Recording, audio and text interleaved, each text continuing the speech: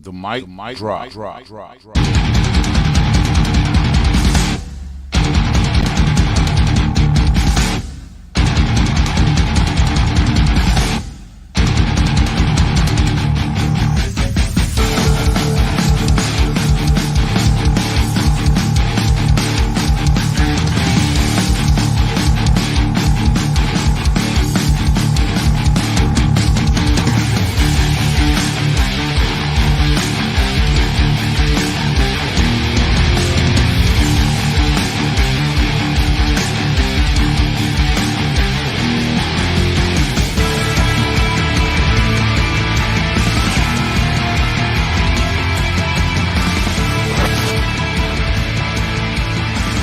That man is a product of a pure environment.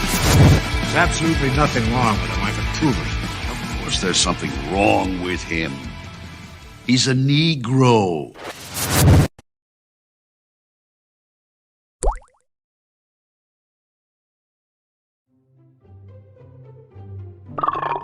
Oh, man. Space bores me. Gotta be something on YouTube. What do we got here? What's this? Big mic drop. In the United States, is one big contradiction. Our society has become one big contradiction.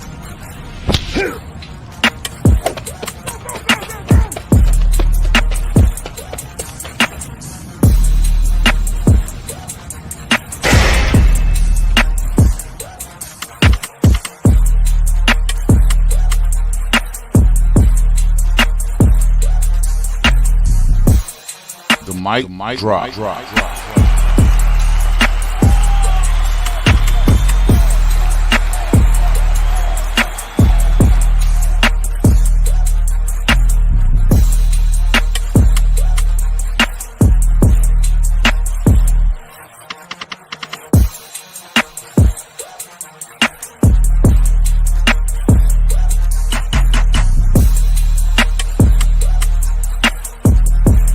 Big mic drop.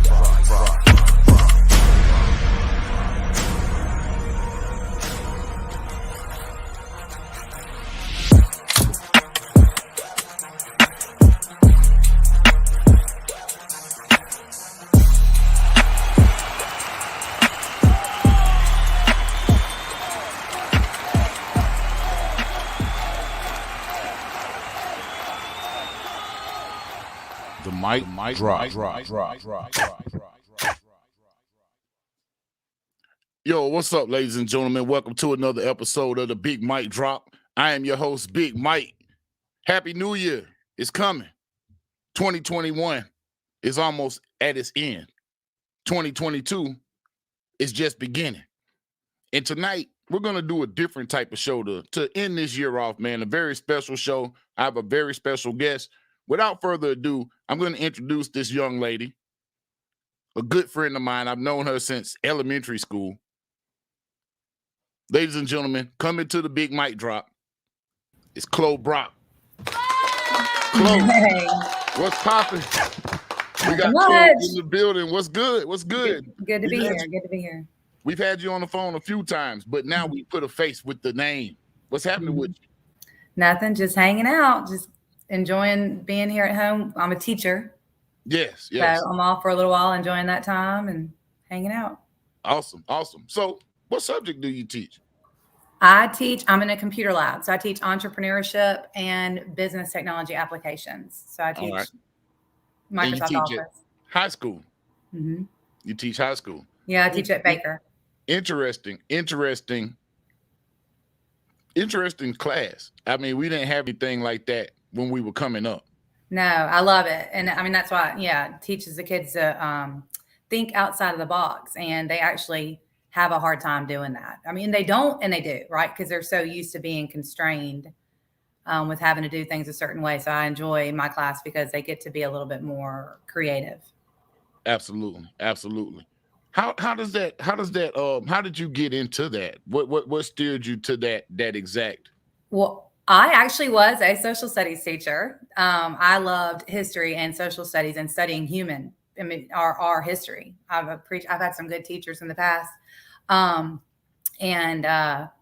Anyway, then I just started working in a computer lab at Corpus Christi, where my children went to school and my family went to school, and I ran everything there in the computer lab, and then ended up at Baker in the computer lab there.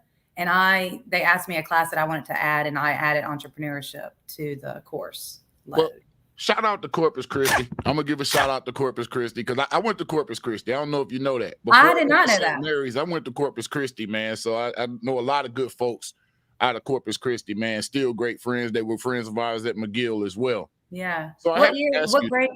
What grade What? were you in when you went to Corpus? I was in 5th grade. And then what's even funnier about this is I transferred to Baker in 6th grade.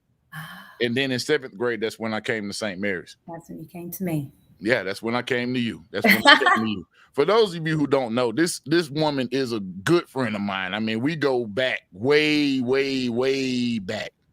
Yeah. Way back when I had the red and black lumberjack with no hat to match. You know what I'm saying? Yes, So I love Mike. yeah, we're early 90s. Well, with 1990, actually. Mhm. Yeah.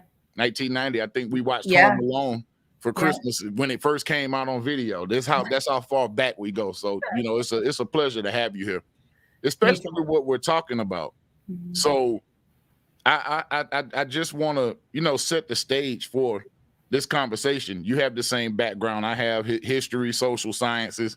So we're pretty much vibing on the same level when it comes to that. Even embracing entrepreneurship and teaching that, Right. being able to transfer those skills to young children. How do they take that? Are they pretty receptive to it, or is it just like? Oh, it depends. Yeah. Oh, yeah. It depends. It's all of them. A lot of them do a really great job. Some of them do minimal, whatever. But there's always growth, and growth is what matters for each individual person. Have you actually seen one of them start a business and perhaps go on? I don't know how long you've been teaching this particular. course, Yeah, I have a lot. I'm trying to think if there's a real specific business that has come out of it that I can think of. No, some of them have written business plans for other people and been paid. They've helped their parents start their business and kind of helped do some things.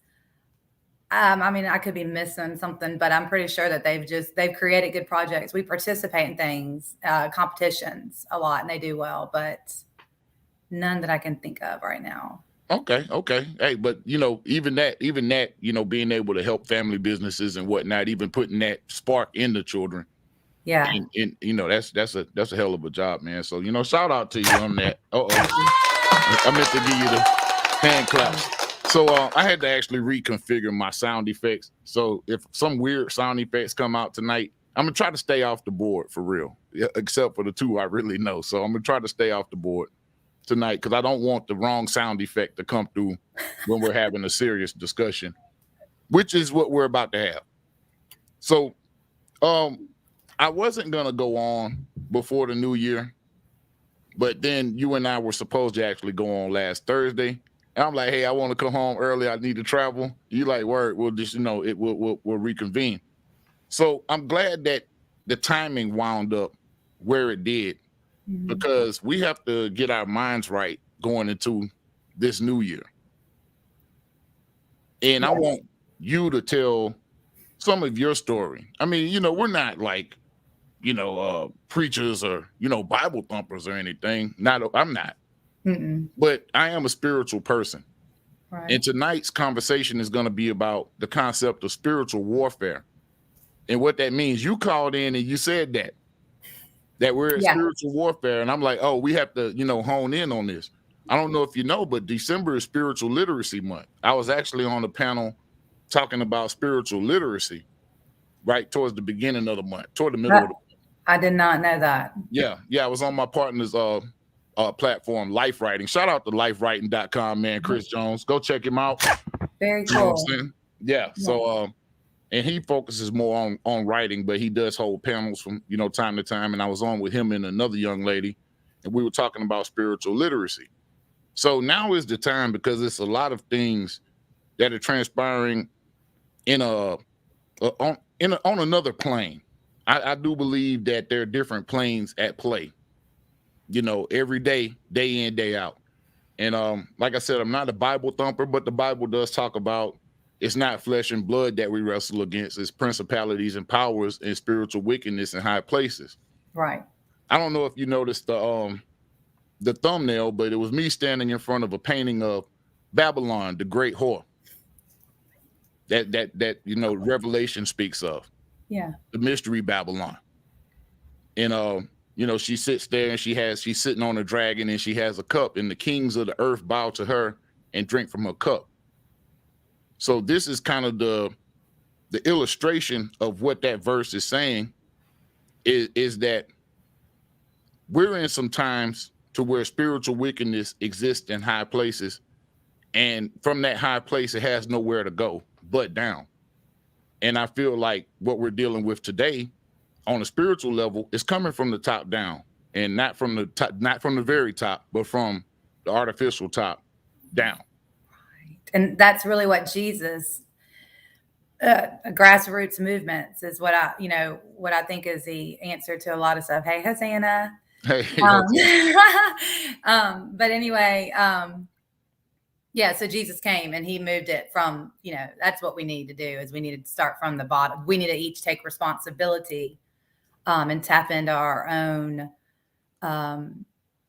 spiritual wholeness and heal ourselves and through Jesus. I mean, Jesus is the ultimate healer. I think most people would agree to that if they took out the religion and the hypocrisy that occurs and things like that. Well, I do have a little article, a Gallup poll that I found was interesting, and it let me pull it up. All right, continue. Okay, so this was a Gallup poll written in Gallup News, and this was 2018, if I'm not mistaken. I don't see the exact date, but it said, how many Americans believe in God? It's by Zach Harnowski. And so it states, Washington, D.C., though a 2018 Gallup poll found that the U.S. church membership has reached an all-time low of 50%, and 1 in 5 Americans does not identify with any religion. Most of the country still expresses belief in God. Exactly how large that majority is, however, depends on how nuanced the response options are. So it goes to state that they asked people throughout different years, starting in 2001. So in 2001, it states that 90% of Americans believed in God. And that's just a regular question. Let's see. For the regular question, for each of the items I'm going to read to you, please tell me whether it is something you believe in, something you're not sure about, or something you don't believe in. What about God? 90% of people answered in the affirmative. That was 2001. Also the same number in 2004. But if you go, and let me see if I can share this. Hold on one second. Let me just share this because I want you to be able to see the chart. Uh-oh. It won't let me go over that way. Hold on. Okay, it's not going to let me share it that way, so let me try it another way. Give me 1 second.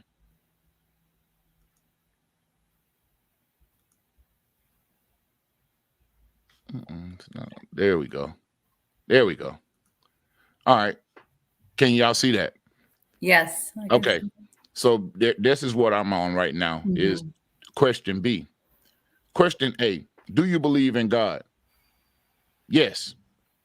In 2011, 92% of people said yes. By 2013, that number had dropped to 87%. By 2014, 86%. In 2016, it hopped back up to 89%, and now it's back on the decline at 87%. Of course, the new data isn't in. Right, because it'd be interesting to see what's happening now since COVID. Right.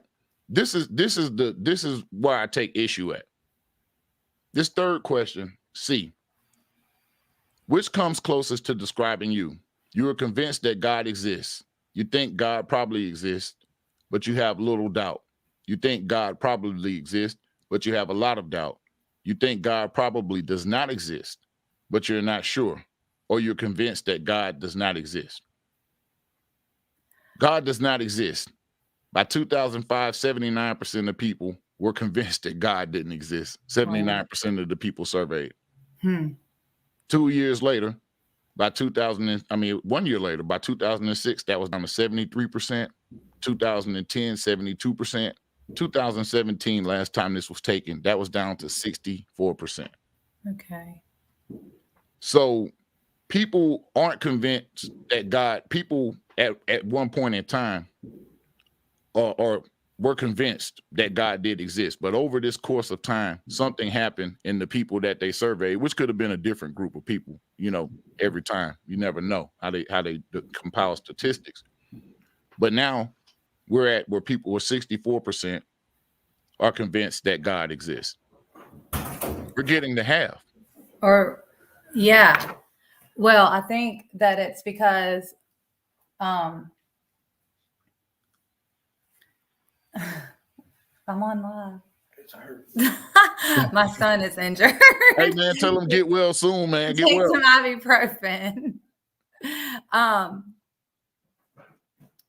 Sorry, but okay. Anyway, go ahead. I'm sorry, I lost. No, I just thought that was interesting that that these numbers are going down. The belief in God is actually going down, and you see a 50% decrease in church membership. Oh, you're convinced that God does not exist. Okay, right. Okay. Oh, I'm not convinced that God. No, but that's what the question. I see what it's saying. I see what it says now. All right. So, wow. Okay. Well, that number, let's see. All right. So definitely we've been suffering as far as people who believe. People don't know what they believe and they don't know how to define God. Right. And so that's the one thing about there's so much wording and so much going on too, that there's no telling what people were thinking when they answered that question. But people just don't. People think a lot of stuff. I mean, I know what I believe. Do you think God exists to people on a situational basis? Do you think a lot of people may have increases of believing in the existence of God based off of bad things happening to them? It's a combination, right? But God doesn't change. And that's something that our pastor says a lot too, is that no matter what's going on in our life, God remains the same too. But the way that we think of things and the way that we perceive God changes according to what's going on in our life. And that would be one of my beliefs, is that people have a hard time because when bad things happen, they think that it's always God letting things, there's a combination of, like you said, we're up against principalities and darkness too. There's a devil also. There's a dark power that exists also. And then as far as God, God, that many have changed like to right. God created the universe. So that's what a lot of people will say. Oh, well, the universe will take care of me. I'm like, well, there's a lot out there in the universe that actually Jesus's daddy created, our daddy created all of this. And there's some other things going on that we have to be aware of. And people don't believe it, and our vocabulary limits. God limits everything. So, I mean, I have an issue with people calling God universe, because again, he created everything that's he is the source of everything. So some people call God source. People call him Allah. I mean, you have all types of different words that people use, but do you think people are ashamed of God nowadays? I think people are afraid to be wrong. Need to be right. And it's just a combination, but you cannot, like my best friend Kelly tells me, she told me a long, long time ago, and I questioned a long time ago whether there was a God or not, and why bad things happen and things like that. She asked me, how could you imagine all the miracles that we have, the food, everything about the way that this earth works, everything that we have, everything about it. There's no way that there's not a God that created it to work the way that it does and to provide for us and everything. Well, let me think of something even on something, expose myself a little bit, I guess, because I've always seen that there was somebody that put something in motion, and whatever this machinery that's in motion that governs everything is in sync. If you notice, even when bad things happen, those bad things are in sync with something else bigger. Everything, impacts the next. It's like a large domino effect, or just like a large clock or something like that has to be synchronized. I've never blamed God for bad things happening, just like I've never been like everything good happens is God. Does that make sense? Yes, I think that it's just, it happens. This is the sequence, and things just happen, and God is the one who designed this machinery. We have free will. We have choice. We have, Right. and so right. And so like I've been saying a lot that life is kind of like a Rubik's cube too. Every time you move one thing, something else shifts, and so like you said, it's constantly moving. There's a constant, and so there's an ultimate divine plan of it all. And then we are, co-creators. We are the hands, the feet, the mouth. We are the physical life force on this earth, and we're vessels, Right, for that. That's why we are all connected. And then our physical bodies are made up of what's on, from ashes to ashes. We share energy with the rest of the earth because our body's made up. So we have our physical body, we have a soul, we have our mind. Our mind, I believe, is everywhere. Like it's a combination of what we've got going on that we're dealing with too. we're going to talk about the mind. We're going to get into the mind. A question for you.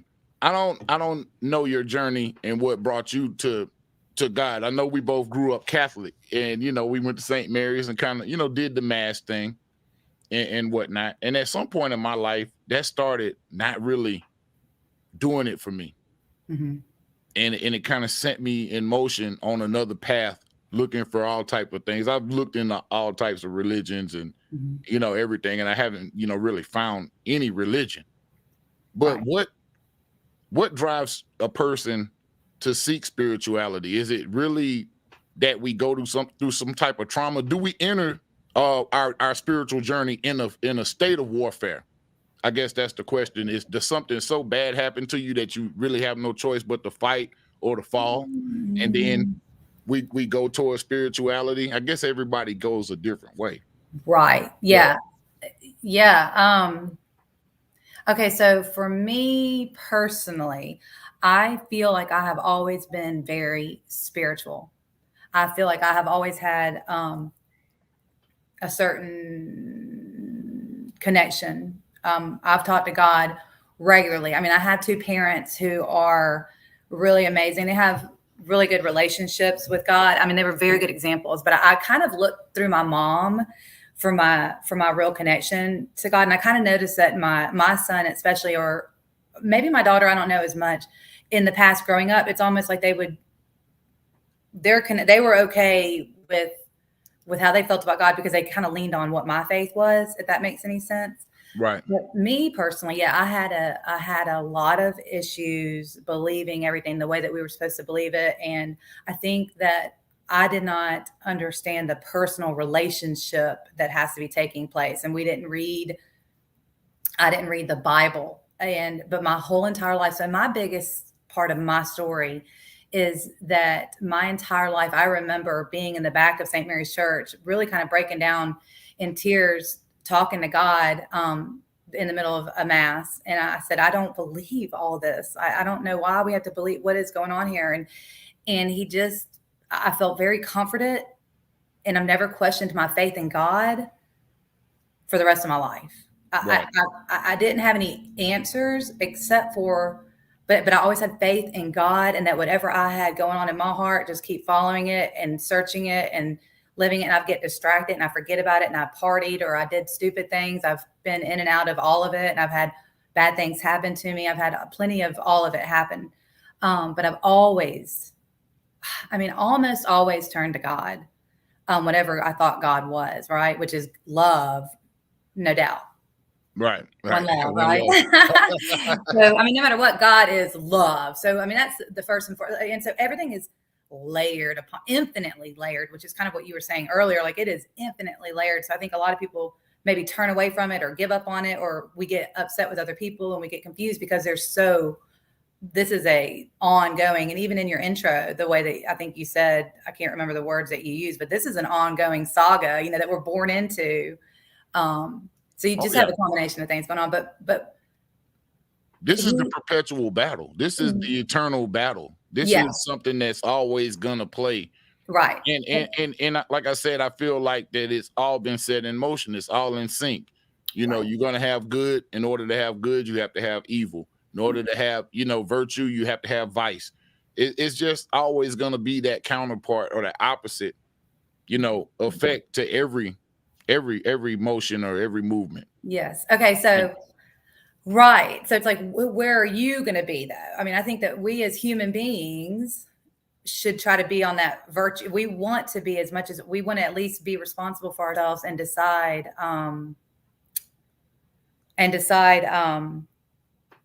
if we're going to be a vessel of light or darkness, and then at least realize if we're causing an issue, if we're part of the vice, then let's step back and try not to be and learn from it, whatever we're meant to learn. But I did want to say one more thing as far as why I'm so confident in the Bible for me personally. It's because my whole life, whenever I have prayed or questioned things, I would hear in my spirit to read the Bible. And I never did. So my biggest part of my journey is that I've started reading the Bible the last year or so. And it has. Well, you're working on something else too. You're working on a devotional, correct? You sent me and Amber a beautiful excerpt on Christmas, but you're working on a 365-day devotional. Right. So I got my family. I wanted to do, and it's funny because my sister, I watched Encanto on Disney. Yeah. And it talks about the family members having their special powers, and they helped the community. They served the people around them, and then when things went wrong, the people came in to help them. But I was going to write like a book about everybody having their own superpower, but that's a lot of creativity. That's like a lot of time to really make something like that, which maybe one day I'll really do something like that. But anyway, I decided, okay, well, I'll get the family to share with me one life lesson or words of wisdom they want to share with the world or with one another. And I didn't know what I would do with that. And I ended up making it a devotional. So I want to get like all friends and anybody to give me theirs. And then I would turn it into a daily devotional. It was my plan to make a 365-day devotional. Okay. Nice. So how long have you been a teacher? I've been a teacher for 17 years. 17 years. Mm-hmm. So you've seen some changes. And now I'm kind of going to shift gears and go to a little bit darker place. Okay. Because when you say something like spiritual warfare isn't something to be taken lightly. And when you said that, I don't even know if you realized how heavy it was when you said that. We were talking about in the form of Christmas. Mm-hmm. Yeah. Hold on. Rough day. Amber's my wife, man. So don't go too hard on her in the comments. So I think she conceded the fact, and y'all going back and forth in the comments. She is my wife. I just put that out there. Yeah, I don't know. Yeah. Let's make sure we good on that in the comments. But anyway, hey Amber, don't go back and forth now.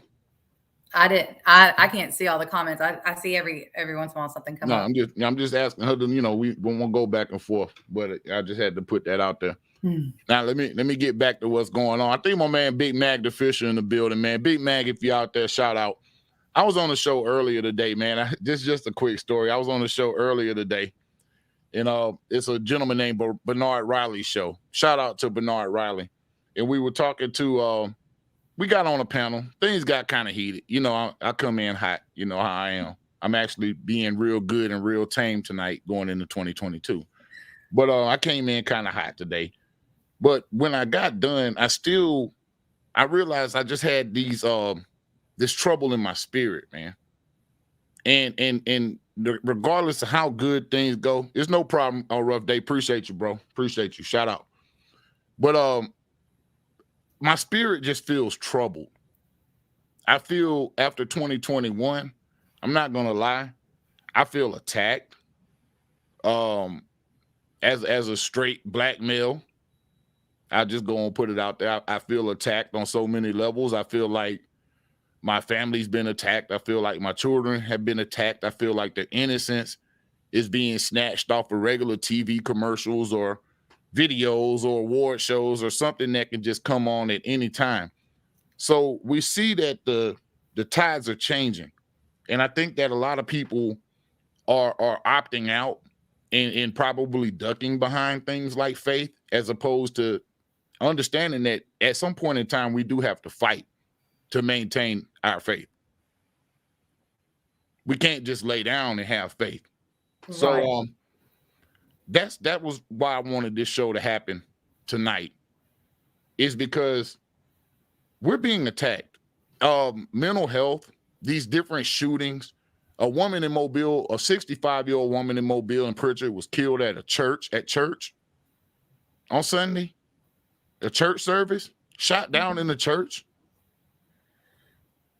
Oh, I mean, you got all types of heinous crimes. I mean, every other day you turn on the news, you got people that are, not only taking themselves out, but they're taking other people out with them. This is getting to the point to where I feel pressure coming. I feel like they're coming at me. They're coming at our way of life. I'm a true culture warrior, though. Maybe I could be overreacting. I'm a little shell shocked. well, I don't. Why did that lady? What happened? The woman that got shot. Random gunshots through the church. Yeah. Somebody playing with a gun, somebody shooting, thinking it's a game or a joke. Well, that's funny that you said And that. it's a female they're looking for that did this. I think that we make everything a game and a joke nowadays. And I think it's the devil's schemes. I do think it's the darkness. And I know that a lot of people believe that we have to have both, but actually we're meant to ascend to a place where there is light. And yeah, the darkness helps us grow and the bad things help maybe good things happen, but it's more about pruning the trees during this winter season so that better things can grow and stuff like that. It's not really about crushing souls and killing people at all. I mean, that's not what we were created to do. That's just what's taken over. That's what's happened. Well, you mentioned something, the light. So what I've been taught, and this is the way I've been able to avoid the devil's tricks. We've always been taught to go to the light, but the devil has light as well. And you have a light that helps you illuminate everything around you, and you have a light that blinds you. So like I have my lights on when I'm driving down the road, right? But somebody else come in my direction, that's light as well, but that light makes me to where I can't see. I would say that would be the devil's light. That's the devil's light. Okay, so then let me say spiritual warfare is getting people to see the difference. Go ahead. I'm sorry. Yeah, no. I like. All right, so that's what one of my most favorite Bible verses is 2 Timothy 1:7, where it says, God does not give us a spirit of fear. He gives us a spirit of love and of power and of sound mind. So if you're blinded and you're confused and you're distracted and you're being blinded by something, or you think it's this really beautiful, shiny light, because that's another Bible verse I did write down, that yes, the devil actually does look like, he can make himself out to be the right answer and the light. And, but if you're still feeling fear, if you're still feeling angst, if you're trying to do it all on your own, I mean, we are not strong enough in our own power, but the devil makes us think that we are. And so, yeah, if you're not of sound mind, then more than likely you're not looking at the right light. Yep. Hey, Edward in the building. What's up, Edward? And then Ronnie, one of my adopted sons, I saw Ronnie said something. Yeah, man. Everybody's out here in the comments, man. It's a good vibe tonight. It's a real Cool. good vibe. I love you guys. Yeah, we love you too. We love you too. It's a good vibe tonight. Let me see where else I'm at. What else did I have on this here? Well, you go ahead. I've got all my notes. Yeah. Cool. All right. Let me pull it up. Well, we kind of did go over the belief in spirituality and religion, the difference between the belief. Did we? I have a little bit more. Well, also Yeah, like let's go into that. Yeah. okay, well, the decline. I think that the decline is that people are just there's a combination. People are afraid of being wrong, and then also we're just too distracted and too confused. And so that's kind of what I was saying. We don't want to allow. We do need to figure out where we need to stand up and fight, but not everybody has to fight every fight either. Like each person is going to be called and feel that strength and that power and that sound mind. You know, if God's calling you in a direction, you're going to feel what I just said with 2 Timothy 1:7. You're gonna feel love, you're gonna feel empowered, you're gonna feel like you know what you're doing, even if no one else around you has any idea what the heck is going on. It doesn't matter. It's between you and God. It's a relationship. So that leads me into the problem with religion. The spirit of religion is real and versus spirituality. Religion, and I love my body of believers but you have to it has to work for you too, but it's really based on your personal relationship. That's the difference. A personal relationship with your with the higher power. There are a lot of other higher powers that you mentioned, the principalities and all these other, the devil pretends to be light. So I want to say I'm going with Jesus's dad. And if there's other people on Jesus's team and they're going there too, that's cool. But Jesus tells me everything I need to know in the Bible, even if it's been misconstrued. So the difference between religion is its rules, and you have to believe everything a certain way. But spirituality is the personal relationship that you have with your highest self. And that is part of the one body that we're all a part of. And there's the physical part, the spiritual part. So religion, when you're just trying to be a part of a club and you feel judged or whatever, sometimes the judgment is coming from your own self too, that you have to work through, but that's the difference. But you still need to be with a body of believers. I need that, because when you're out in this world and there aren't people who believe, even if it is, you want to say that believe the same thing you do, that's fine too. I mean, we all want to have that body of, well, like-minded people tend to get things done.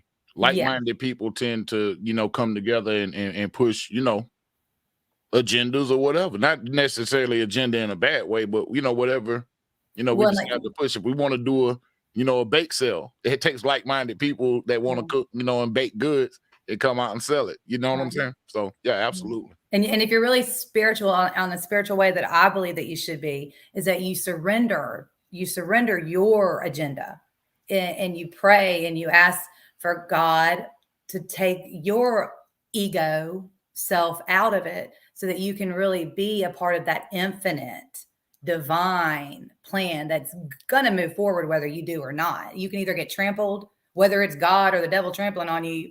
If you're not moving forward and if you're not walking on your path that you're called to walk on, and you don't need to worry about anybody else, you're probably going to feel trampled, and you're going to feel trampled even when you are doing it, but at least you aren't doing it in your own power. So right. No, I'm with you. I got it. You have to have that support. Like I said, there's strength in numbers, especially, and the numbers are stacked against us today. Those that are believers and people that are kind of traditional when it comes to their beliefs, there's a lot of confusion out here. And I think that's the main sign of the devil's, hold on society right now, is the amount of confusion. You said one thing, God's going to pretty much have it laid out for you. You're going to know, you're going to feel right about it. You're not going to be going back and forth about it. Mm-hmm. And society is totally different. I think a lot of it has to do with social media. And it's been some things that's come out this past year about Facebook and Instagram and the actual impacts that it's been having on the mental health, especially the mental health of teenage girls with their ego or their sense of self or their sense of worth. And they've tried to do things like take away the unlike button, or, you don't count your likes or whatnot. But this is causing a lot of confusion. How do you, or what would you suggest, or if you could snap your fingers and change something as far as that's concerned, what would that be? we would be raising our children to love themselves and not to compare themselves. And so that then they wouldn't have to be comparing themselves. And, we're not going to be able to, it's been around forever. And now it's just social media where it's everywhere. They can't even get away from it in their living room, families. But then if I could snap my fingers, everyone would look in the mirror and they would see the light that's inside of them. They would see that they were created in the image and the likeness of this wonderful, beautiful God or so, the words are limiting. We can't, he exists outside of space and time. This reality, like you even said earlier, it's like it's right next door, but it's a different realm. It's our vocabulary is going to limit it, but the more we love ourselves, the more we heal ourselves, the more we take responsibility. You got broken families, you got children who are reaching outside of themselves. They're looking outside of themselves for something. They don't see how beautiful they are because all kinds of different reasons. It's going to take some time. Do you think it's the worship of the creation over the creator? Yeah. So like way too much time worshiping what they are, what they can become, or what they think they can make themselves into. Right. We focus on all the wrong things. We're not focusing on the light that is within that we actually share, because when you see that inside yourself, you see it in the other people. And so you recognize one another. And even Ram Dass, he says something like that.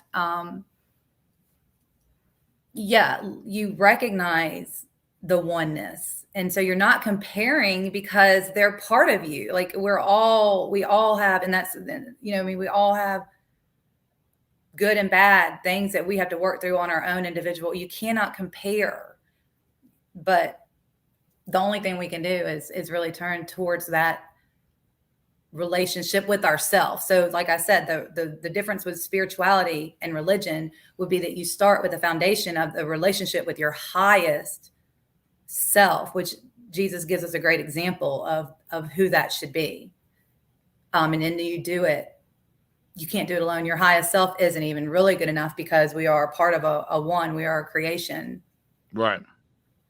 I had to block somebody. I'm sorry. I don't have a moderator.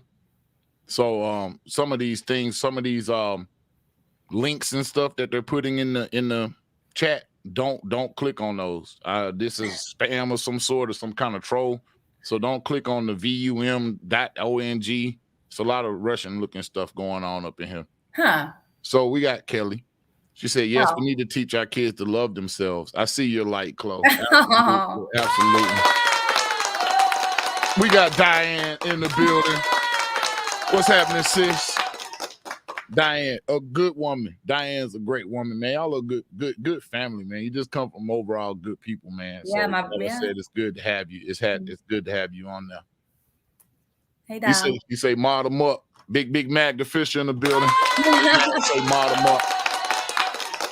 So I see some things going on in the chat, and it's kind of interesting that I understand where Rough Day's coming from, because Rough Day's coming at it from a historical standpoint, as far as what's been happening to cover up our connection to God, or what's been put in place to block our connection to God. I think that been built up over the years. Over years. So there's a lot of confusion when it comes to religion and to God. And I think that is manifesting, myself personally. I think that it manifests itself through mental health issues, because people try to reason their way around they try to tell the actual world to what they believe. Well, and that's, you should worry about the log in your own eye before you are concerned about the speck, in your brothers. Right. So really, each one of us, even when you talk about limiting or making, which the Senate definitely should make changes with that. They should do as much as they can with Facebook and all that. But then another problem, it's never going to end until we take responsibility for ourselves. So every time, you want to share, like if people feel like they want to share with other people or whatever, that's one thing. But there is that fine line of working through it on your own. But most people walk through this life and just want to blame everybody else or talk about what's going on everywhere else. And they're being distracted from becoming one with themselves. Well, people are being held up in their wrongness. I'm going to tell you the biggest thing that is blasphemy, in my opinion. When I hear somebody say my truth, or they tell somebody to go live your truth and this and that and my truth and this and that, that's blasphemous to me, because there is no your truth or my truth. There's the truth. The truth. They don't understand. Yeah. It's like, you can say my story. And that's again with the vocabulary, like even holding it too far against either way. We have to be really lenient on our vocabulary as best that we possibly can, and make that time in truth and love and respect of one another, because I say the wrong words all the time, or I come across the wrong way all the time. And like I said, it's so layered. So yeah. How do you respect somebody that you don't? Oh, it's a good question. How do you respect somebody that you just don't? You pray for them. You pray for them, and you pray for yourself to be able to do it, because nothing has to happen right now either. There's a divine timing also in things. And so, you said last week when I listened, whenever I called in with you and Ronnie, and you said, you don't know everything, but you know your part. Right. Do you remember saying that? Yeah. Yeah. I loved it. If we would all figure out our part and harmonize together, like, it's going to take time. It would take a while. And then you still have evil forces. I mean, you got some hardcore stuff that we're not fully gonna, God, it's in the book of, not everybody's going to get on board. Yeah. It's just not going to happen. So one of your questions to me was, can I recognize when I'm up against those dark? Yes. Yeah. When you're dealing with spiritual things as opposed to just the physical, maybe just in somebody's attitude towards you or whatnot. And I've learned that, and I never knew that until now. And it's actually one of the biggest things I've learned. And you can't unsee what you see. You can't unknow what you know. It just doesn't happen. And that's why I would just say, please just, I think everyone should read the Bible, just because I think that it really can, it's the living word and truth. And no matter what you think, you have to drop everything that you think you already knew. I had to let go of everything. And I have gone through every different route. I've looked everywhere. I've done everything. Yeah. And I still listen to a lot, and I still research a lot, because I'm trying to maybe write another book or something, like trying to research what different people believe. So I know a lot of what's going on out there right now with people my age, younger, older, and I teach.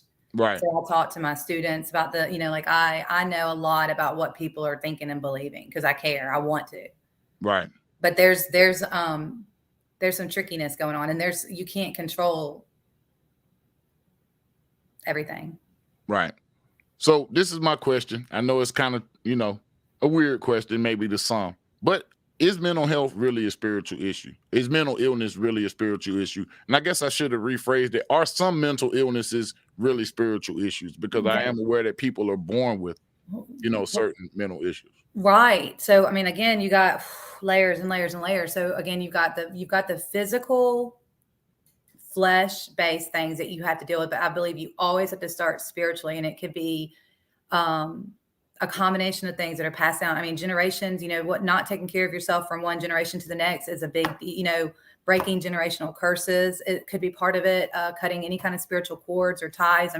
I strongly believe in rebuking, but you're only given according to your faith necessarily. So it's like, you have to really, if you knock, you're going to receive. If you ask, you shall receive. If you knock, the door will open. Like, you have to, sometimes it can be very frustrating, because you're trying to push and get these answers, and you don't get them right away. And so you have to keep the faith. Right. And so, yeah, but you have a combination. Like, people don't agree. Not everyone agrees with me on this, but 1,000%, you need to start with the spiritual aspect of it, 1,000%. But then you also need to understand that there are, and Jesus spoke in parables to people who didn't believe, because you kind of have to take baby steps. He kind of met people where they were and helped them get to where they need to be. So you have such a combination of issues, but no doubt in my heart and soul, we were not created to be dysfunctional. Right. But it doesn't mean that it's your fault. Like, you shouldn't be full of shame. That's the devil. The devil does all that to you. it's not a fault, because even what they call heredity is addressed as iniquity, generational curses, things passed down through the bloodline, almost the sins of the father type of thing. And people would like to believe that the sins of the father don't affect the children. They do. And the sins of the mother as well. They affect the children. Yeah. So, and that's how these things are allowed to proliferate. I was thinking about that, and I got some pushback from the brothers in the sphere when I came out against Raji Black by saying that that was the gentleman that killed himself in Baltimore a couple of weeks ago, and took out his ex-wife and his ex-girlfriend who was pregnant and left 2 kids, with no parents. So and of course killed one of the children as well because she was pregnant. But I didn't feel sorry for the dude, because what I realized is that him saying that he had no family didn't really strike my heart chords, because you left your kids with no family. So what you've done is make sure that spirit is going to continue to minister to them throughout the Christmas holidays. You're a generational curse. A lot of people didn't understand or feel where I was coming from with that. But we do have to look at some of these things I think that if you're shamed into not looking at it how it really is, if you're easily stopped by pushback, because spirits don't want to be uncovered. They don't want to be recognized. They fight to stay hidden within people. Yes. So as soon as you bring this up, you're going to face ridicule, and therefore you're never really getting to the root issue that's going on with some of these people. They don't need medication. Some of these people need exorcists. Yes. I mean, for real. I mean, I'm not I don't mean to laugh, because it's I agree. And then yeah, this is stuff that's been going on well before we were ever born. Like, this is like real deal stuff. This is not just, we're saying something new here. It's just that people are blind. Oh, I'm strapping on my guns for this spiritual war, because the armor of God.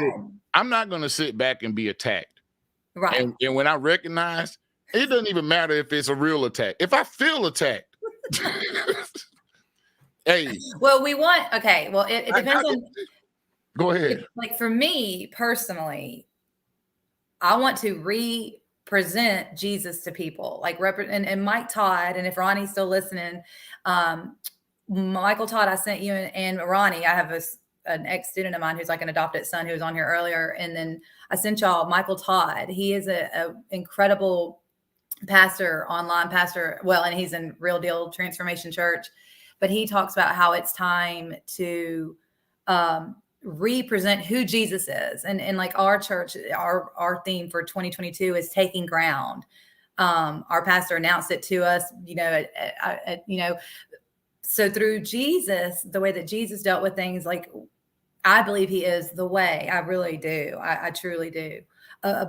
But there's confusion still with him. So I'd rather, but so for me, I had to be careful that sometimes I may have to back away from the spirit, because I am also dealing with the person in the flesh. Like, I don't ever look at it like I'm dealing with that person.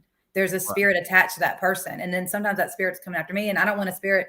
And then I think I've got a whole story about Legion, the demon possessed man that Jesus puts the demon into the pigs, and they jump off into the cliff. So there's, he roams in the tombs. And if you have anything in common with Legion, then you can have a spirit kind of in sin. People don't want to think about what sin does to your spirit and your relationship with God. And so you got all that going on. But yeah, I'm trying to be most like Jesus as I possibly can, because but at the same time, Jesus, everybody reminds me that, Jesus did go into the church at one point and threw up chairs. And I mean, Jesus was they didn't kill him because he was peaceful. I'll just say that. They didn't kill him because he was a peaceful dude. He didn't stand down. So I'm not standing down, but sometimes I may have to back up for the moment and plant a seed and pray that the seed gets watered by somebody else, or eventually they'll get, even if it's 10, 20 years from now, that's the way I operate. Like, I just want some of these spirits to get away. Do you think that representing Jesus more as a human being would help people. Yeah, that. Because Oh, yeah, totally. I don't think that they do a good job in really stressing the human characteristics of Jesus. The fact that yes, Jesus did get anger. Jesus could be moved to anger. You know, and he could But it was feel righteous. It was compassion. righteous anger. He was Oh, yeah. he was in a right place with God. So see, we get There is a conflicted. good fight. Yes, he fought the good fight. Like Yeah, so, when that's a you good fight. right when you get conflicted within yourself and you're not of sound mind and you don't know if you're following God. Like if you're conflicted within yourself, you're not gonna be able to behave with authority. Jesus. And I just opened my Bible today before I got on and said, okay, what do you want me to say? And he reminded me to talk about Jesus being a healer. But it also spoke about how he walked. He has authority. That's why I want to tell people, like, turn to Jesus, because he's the one who gets rid of this stuff that you cannot even see. And that's what we're battling. We are, in fact, that's what's happening. And I didn't know that. So like, I've always had God and Jesus, I made him who I wanted. I didn't know stepping into the full power of what Jesus really came to do for us. It's real. It's real. And I know a lot of people who know it, who live it, who are not perfect at all. But my church body is amazing. My church family is absolutely incredible. And I'm so I can't even describe how wonderful and blessed I am for them. But as far as what you said, I can't remember, but it was something about whatever. I don't know. It happens. It happens. What's a lot? So Rough Day says mental illness is some spiritual, but it's mostly mental and emotional because people don't know how to properly use their own brain computer inside their skull. Right. So we were, yeah. I mean, that's what I was saying. Like, you had to start spiritually, and you're still going to have issues, physically and emotionally. But see, emotions, like all of that kind of comes under you can manage it better, and you also surrender.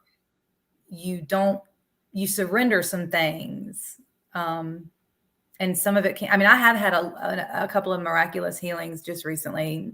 We went to a prayer service and I had an infection on my leg, and it seriously went away the next day, like it was gone. Yeah. Absolutely. I've seen people be healed of things. I've seen, and I felt something leave. I used to always get bad tension here and headaches. And I literally felt it. I was praying. My friend was praying behind me, and the guy in front of me, he said, "Oh, wow." Like as soon as I felt something, I felt something leave. Oh, nice. That, like a pressure release for sure. Yeah. And anyway, and the guy who was kind of praying over me, he as soon as I felt it, he said, "Wow." So I don't know. I mean, I do know, but people don't want to believe it, Well, what impact do you think that being locked down for so long, or being in this state of flux, almost waiting for this impending doom to beset us from this virus?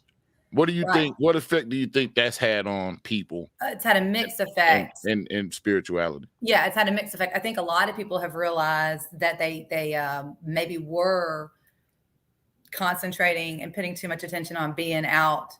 Okay, I want to read Amber's question. All right. Being out at work all the time and families not being at home. Like I feel like it showed us for sure we need to stop being so commercialized and stop worrying. I mean, we have to do our part. We have to work. We have to make a difference, but we should go into our places of work to spread that light and that love. Like now that I've rearranged the way that I even see my job, which I've always pretty much felt that way about it, but not really. So now when I go into work and I'm just trying to spread light and love as best as I possibly can, and that's my goal, it just changes everything. So I think that being shut down on COVID, there's a combination of issues. And we talk about the way these children are suffering. I mean, I have students who don't want to take their masks off. I'm talking beautiful children, beautiful, like literally really a good looking kid, no matter what. But I'm just saying, like, they're all beautiful to me, but they don't want to take their masks off because they're comfortable and with having it on and covering half their face. They're uncomfortable with the way that they look. So we've got a combination of things that have come out because of COVID. It depends on what we do with it. Okay. Well, Amber has a question. Say, do you think some people are afraid of how powerful they would actually be if they stepped into their true alignment with God? Yes. Are Yes, we that's afraid of been success? Are we afraid of spiritual success? Do we yeah, just want to capitulate right. to the Because evil yeah, agenda? yeah, yeah. And okay. I'll comment it because I've experienced it. And I'm still experiencing it, and we all are. And so when you step into it, and it's not really a lonely place at all because you're physically in this world, it may seem lonely, but I'm never alone. Now, yeah, I got my dogs and my cats, and my daughter just moved home, and my son is here. But even when I'm not alone. And that's what my mom's, she can do anything. When she does the laundry, she's thanking God for it. Like, so I've learned that from my mom. Like everything I'm doing, I'm walking with Jesus. I'm walking with God. I'm praying for the Holy Spirit.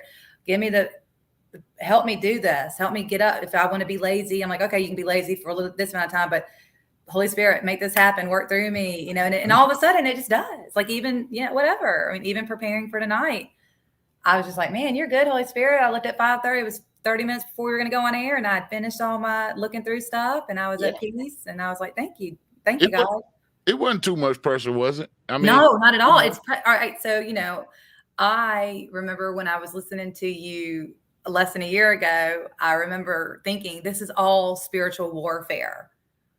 When I was listening to you, I was like, we're not like, this is, but we're physical too. I mean, so again, we have a combination of things we're dealing with. And so, like you said, we can't just lie down at all, but we have to do it from the light side, not the dark side. You have to figure out a way to, and you have to do what you're being called to do, and then let go. Like you do what you're called to do, and you let go of what happens after that too, because you'll drive yourself crazy if you don't. But well, I'll say this journey this year for me, it's been like peeling an onion.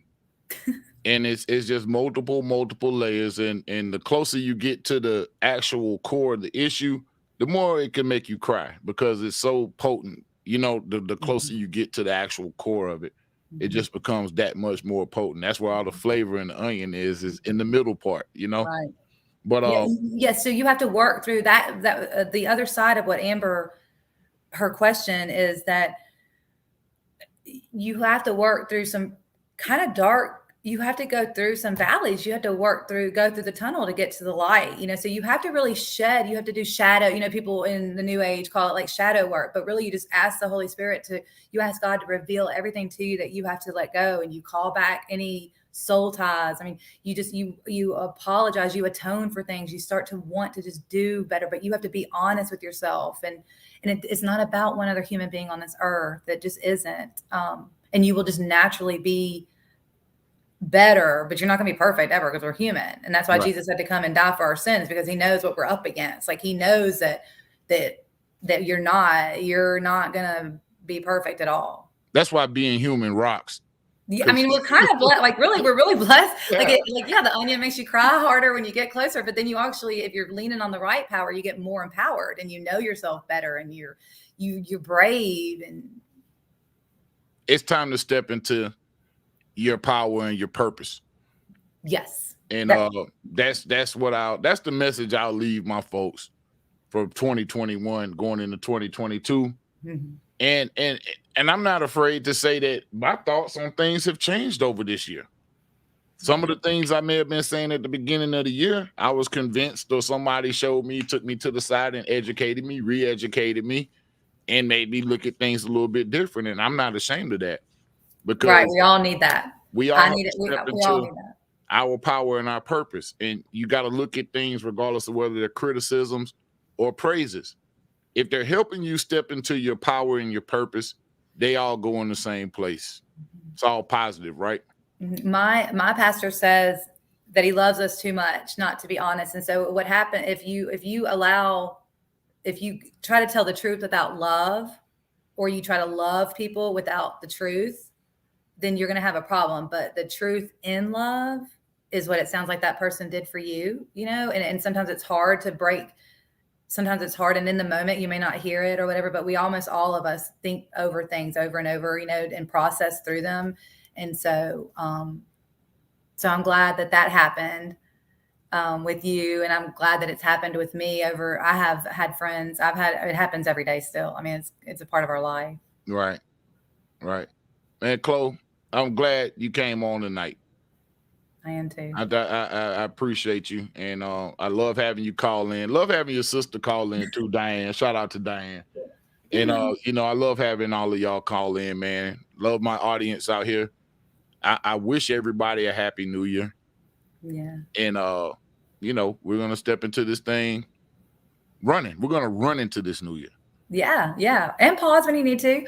But Absolutely. You yeah, gotta pause. take ground, take charge of yourself. And one thing is, you know, think of like the testing the spirits, and then the fruit of the spirit. Like, so one thing I was saying, my main ways that I try to know that I'm in line with the light side is the fruits of the spirit. You've got love, peace, kindness, goodness, patience, gentleness, and faithfulness. And if you're experiencing those things inside yourself and you're feeling empowered and you're not working from fear, and you feel sound mind and all that and you feel love and respect to other people, you may not be getting it because those spirits are going to come up against you. You may not be experiencing it in the physical realm, but in your heart and soul, if you know that that's what you're working towards, you know, then I love you, Amber. Thank you. Absolutely. But that's how I you know, and then put on the armor of God, read the Bible. Absolutely. You have to have the instructions to the game if you're going to be out here playing. Oh yeah. And when message me if you have any questions about it, if you want to. I don't care. I'd love to. Yeah. Let them know how to get in touch with you. Okay. Yeah. Go ahead, tell them. Oh, well, I mean, on Facebook, Chloe Brock. Okay. And then Chloe Allen, #1 @outlook.com is my email. Okay. All right. Yeah. Hey, yeah. I don't be blowing up her DMs either. Oh no, yeah, I'll just block weirdness, but I can work through a little bit of weirdness if I feel like it's what God wants me to do. Right. I actually don't mind. I don't not weird, but I'm just saying, like, I don't mind uncomfortable conversations. I can handle not agreeing. I don't have to have that. Right. Just be respectful. That's all. Yeah. Exactly. Or I'll just tell you that you need to rebuke that ugly spirit. Exactly. Chloe, we love you. I love you too. And, Happy New Year. We'll be talking to you in 2022. Yes. Enjoy. Yep. Ladies and gentlemen, Chloe Brock in the building. Bye. We'll catch you next time. All right. Oh man, it was good to have Chloe on, man. Just a change of pace, man, a change of scenery before the new year, y'all. You know, just a different type of conversation, a different type of vibe. That's content that the Big Mic Drop provides. I try to stay fair. I try to stay balanced. I try to stay in the middle when I you know, drop this, because these things are on my spirit. Sometimes I may be overly passionate. Sometimes I may come in hot. Don't be offended by that. That's just the way it is. Hold on. We got a caller on. Yo, you on the Big Mic Drop? Hey. Oh, is this Matriarch in the building? Hey, Mike. Hey, Chloe. Hey, hold on. Let me get. Oh, this Diane. Hold on. Chloe. Oh, hey. Hey, we got Diane in the building. What's happening, Diane? I took that as a hint, Mike, when you said you liked it when we called in. So. Oh, yeah, absolutely. I'm glad she wasn't all the way gone, man. I looked over. I said, oh, snap, we got a call. Let's get it. You look fabulous, Chloe. Y'all did good. Okay. Yeah. I mean, I think she has a career in this. it's so hard to talk, Mike. So I know when you talk and let me know when I can talk. I'm not good at this part. Oh, if you're on Facebook Live, still you hear just turn your Facebook Live off so you won't hear it. That's what happened to me. There's a delay on the blog talk too. So go ahead, Diane. Oh no, I just talked over y'all. I turned that part off.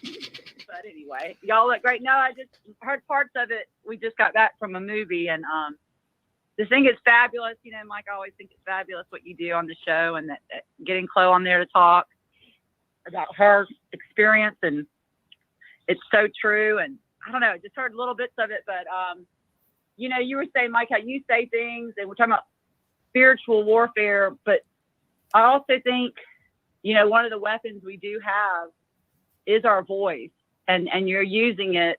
You're both using it. Absolutely. And it's just tremendous, and you know, right, to have this conversation. And the more we use our voice, the more we whatever we do to get ourselves in alignment with our highest self, I think Chloe was saying that's going to lead us to understanding what we're supposed to say and speak. And then when we do that, we're not afraid to speak out. We get brought together with people like each other, and we get louder and louder. And, that's when we start talking a year or so ago, Mike, and, that conversation needed to happen. And we made a lot of great connections, with us and people that I spoke to, and more people that we grew Right. together. So that's the weapon. We are the weapon, I think. And, Oh man. I don't like to use the term weapon, but Diane's so funny.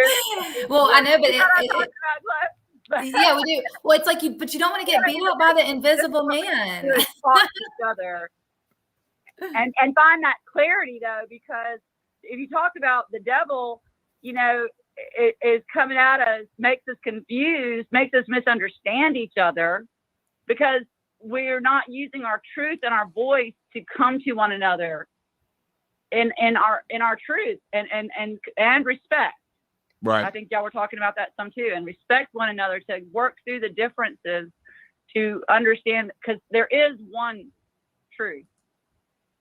Right. And I think that truth is love.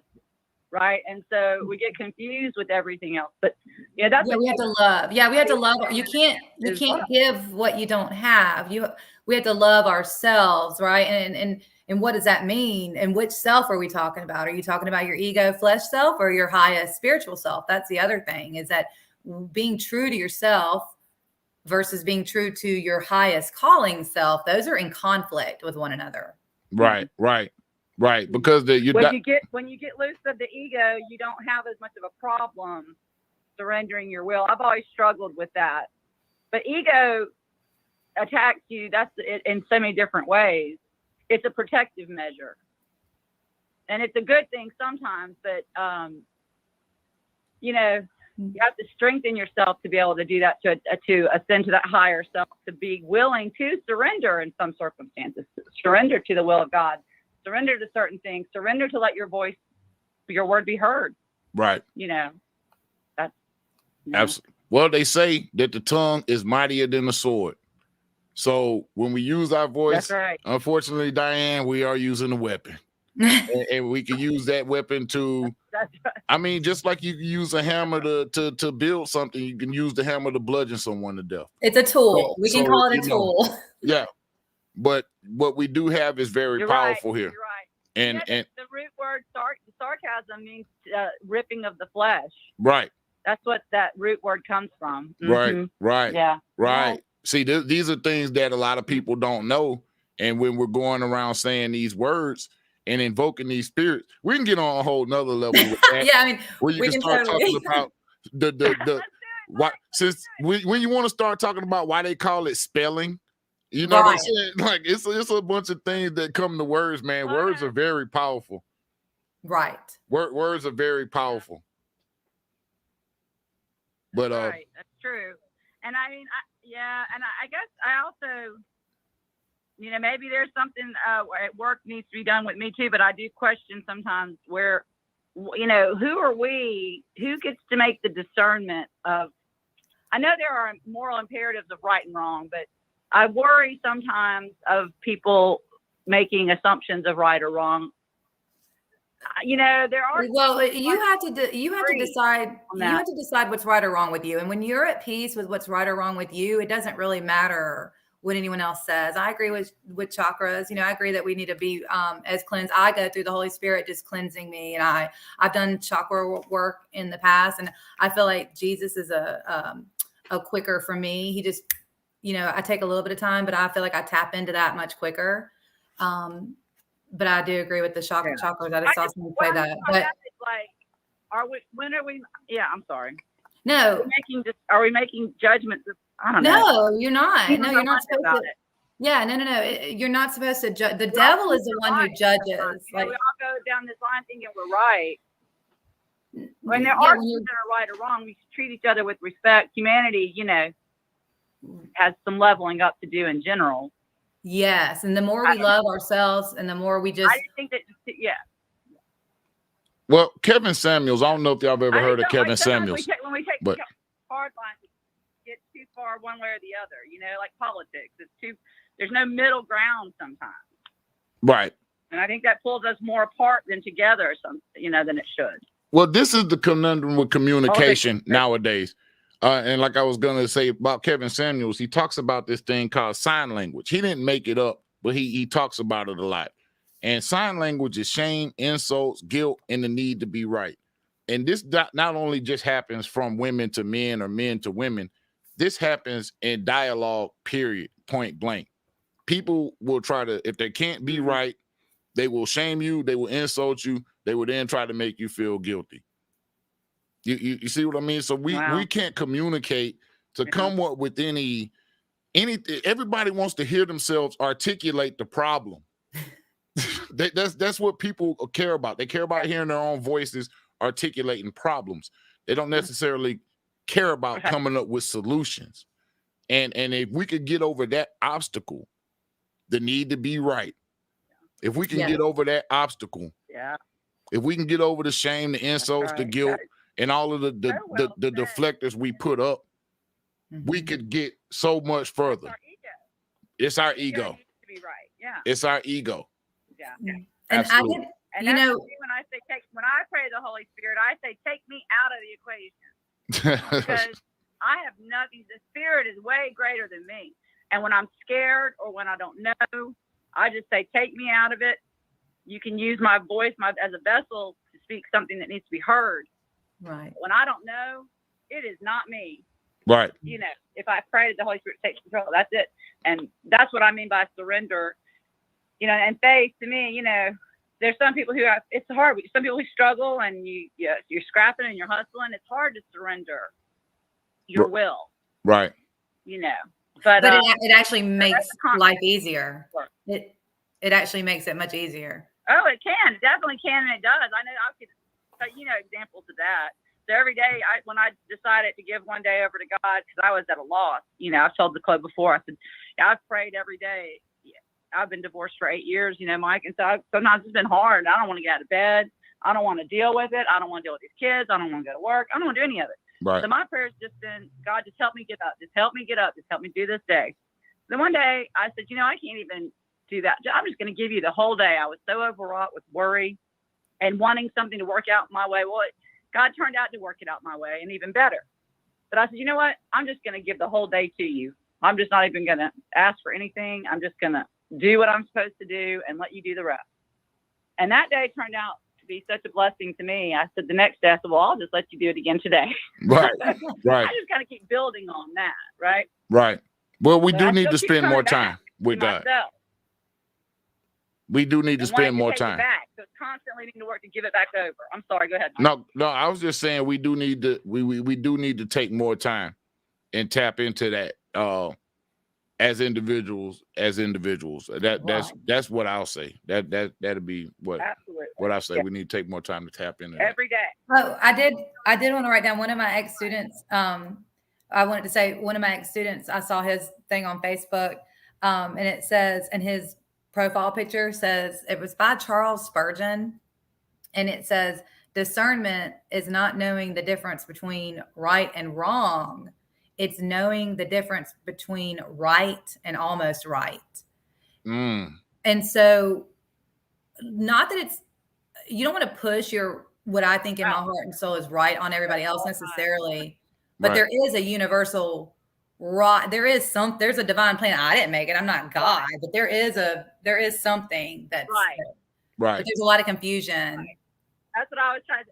Yeah, and philosophers, people have struggled with that over the ages. And like Mike was saying, he's had over this past year recanted some of his I want to say opinions, but some of my opinions, perspective of things. Yeah. Right, and that's part of what investigating the question is. You're bound to change your understanding and grow, and your. So that's why it's hard as human beings to pinpoint what is the quintessential right and wrong, the imperative. Love. Yeah, love.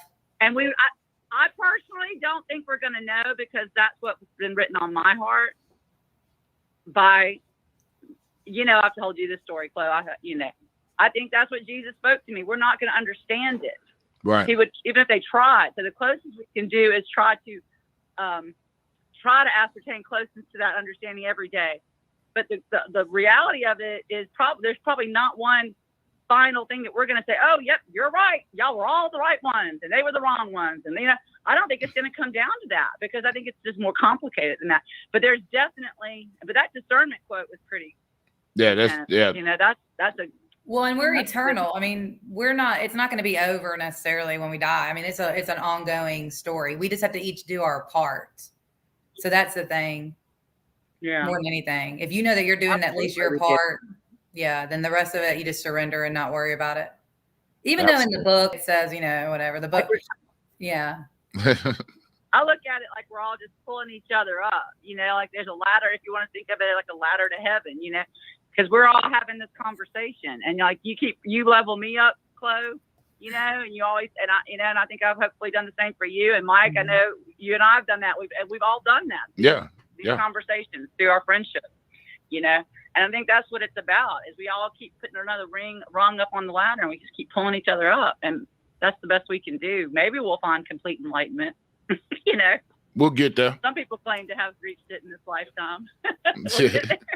Yeah, just keep taking me with me. Yeah, they're over in the Himalayas levitating right now. So that's right. Oh, hey, well, I love you guys. I'll let y'all finish it out. Hey, love you too, Diane. Love man. you, Pleasure to have you. Happy New Year to you too. All right, Mike. Happy New Year to you too, Mike, and say hi to Amber and everybody. Absolutely. Absolutely. Diane in the building. Love Diane, man. Y'all look alike too. We do. Yeah, absolutely. My mom says we look more and more like one another now that we've gotten older. Y'all do. Y'all do. Especially when we put our reading glasses on. Any last words? I appreciate you, and really, you using your mic. I have your mouth. I have appreciated you the entire time that you have been doing what you're doing, and I hope that everyone who has come into contact with you sees it too, because I remember Mike. I remember Mike in 7th grade. I remember you, and I love you, and you have got a heart of gold. Yeah, you too, Chloe. And you're doing what God is calling you to do. Well, thank you very much. You too. And anytime you want to come on here, this platform is always open to you, Chloe. So we love you. All right, love you too. Happy New Year. Happy New Year, Amber. Salute. Salute. All right, we got Chloe in the building. Ladies and gentlemen, I appreciate y'all for joining the Big Mic Drop for 2021. We hope to see y'all in 2022. Don't forget to hit like, share, and subscribe if you want to keep us making this dope-ass content. This has been your boy, Big Mike, signing off. Peace.